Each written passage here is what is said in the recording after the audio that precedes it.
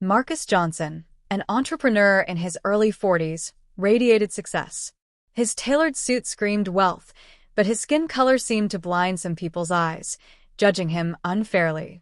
As he walked into the restaurant, the maitre d' greeted him with a forced smile, eyeing him suspiciously.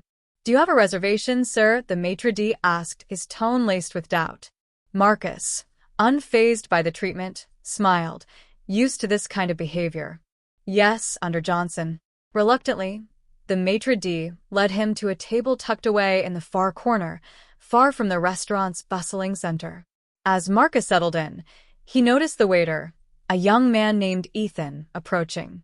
Ethan's eyes held a hint of disdain as he handed Marcus the menu. "Our specials tonight are rather expensive," he said, placing extra emphasis on the last word. Marcus raised an eyebrow, his expression calm, but his mind already processing the comment. "I'll take a look, thank you," he responded.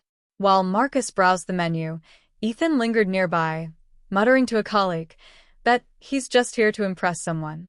Probably can't even afford half the items." Marcus overheard, but chose to ignore the remark, maintaining his composure. He called Ethan over and ordered the most expensive wine on the list, along with several high-end dishes. Ethan's eyes widened in surprise, but his face remained stoic throughout the exchange. The meal continued, but Ethan's service left much to be desired. He was slow to refill Marcus's water, forgot to bring the bread, and when he finally did, it was cold. Meanwhile, other tables received attentive service. Marcus, however, was treated as an afterthought. As the evening wore on, Marcus overheard a commotion near the kitchen. The head chef and the restaurant manager were having an intense argument, their voices carrying across the dining room. "What do you mean he's here?" the chef hissed. "Mr. Johnson never comes in without calling ahead." The manager looked flustered. "He's at table 15, the corner table," he replied. Ethan, who had overheard the exchange, froze in place, his face paling as he realized his grave mistake. He glanced at Marcus, who met his gaze with a knowing, almost amused smile. The restaurant manager rushed over to Marcus's table, his face flushed with embarrassment. "Mr. Johnson, we had no idea you were coming in tonight," he stammered. "Is everything to your satisfaction?" Marcus leaned back in his chair, his voice calm but firm. "Actually, I've had quite an interesting evening. Your waiter, Ethan, has been particularly educational." Ethan, now standing nearby, looked as though he wished the floor would swallow him whole. The manager's face twisted with worry. Marcus continued, his tone even.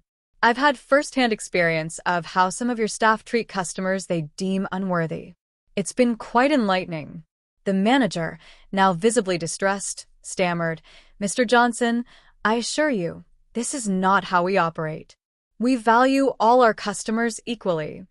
Marcus raised an eyebrow and glanced around the restaurant. "To you?" he asked, his gaze sweeping the room. "Because from where I'm sitting, it seems some customers are more equal than others." He stood up, straightening his jacket. "As the owner of this establishment, as well as several others in the city, I expected much better." Much better. The entire restaurant had fallen silent, all eyes fixed on the unfolding drama. Ethan looked like he was about to faint, while the manager's expression showed complete panic.